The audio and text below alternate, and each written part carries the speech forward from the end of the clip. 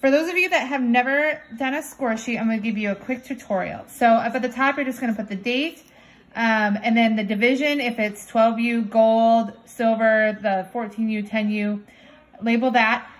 You can do the start time, and the rest is kind of if you wanna put it in with the arena or not.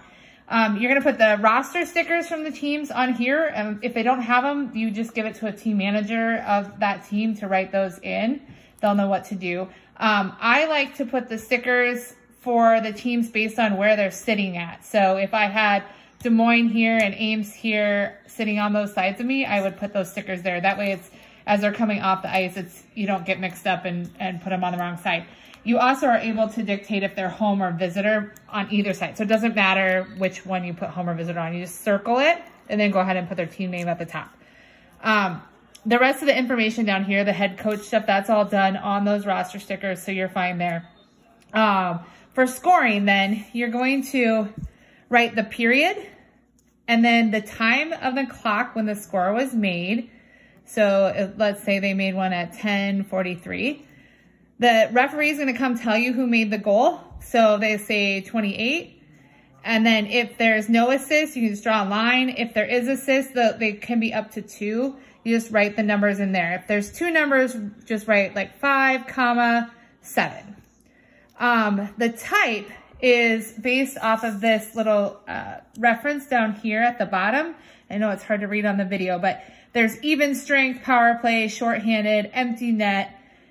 Those are the most common ones. You can have an extra attacker if they pull their goalie and have 6-on-5, or if it's a penalty shot.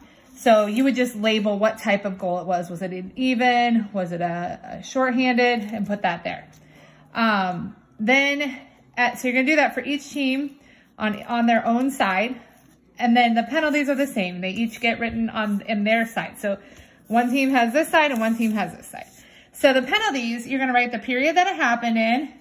The number is the person who committed the offense.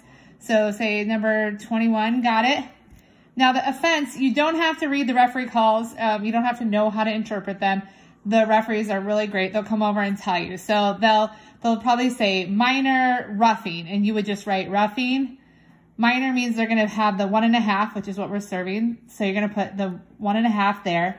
The off time is the time that they come off the ice. So when the penalty was called. So say it was at 9:03. The start time is always the same as the off.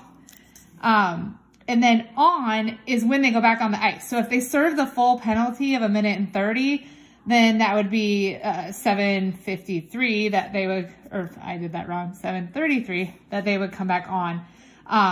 If they don't serve, so say the other team scored a goal while they were in that penalty box and they ended up coming off at 8:23, you would just write that on time. So it would show that they served that. And that helps those people reading those know if that was a power play or shorthanded. They kind of can watch that. Now, if you get anything other than 1.5 minutes, other than a minor, say they get a 2-10 or a 5-10, a match, anything like that, the referees are going to help you out. So don't get too worried about that.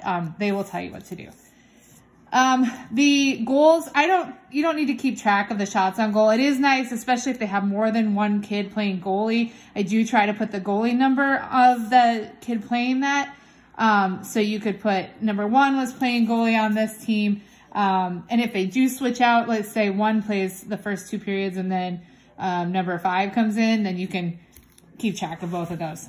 So that's all you need to do. When you're done, the referees are gonna know they need to do this. They'll come over and they'll sign it. They know what to do there. The coaches should sign it. If you don't get the coach's signature, not a huge deal. But they know where to sign it too.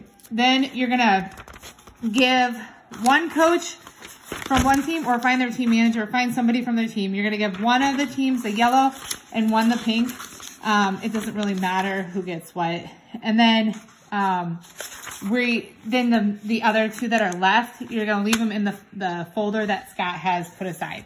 The other thing that we need you to do that'll be written on the folder is you're gonna text Scott either a picture of the score sheet or the final score, and just make sure he knows what game you were doing.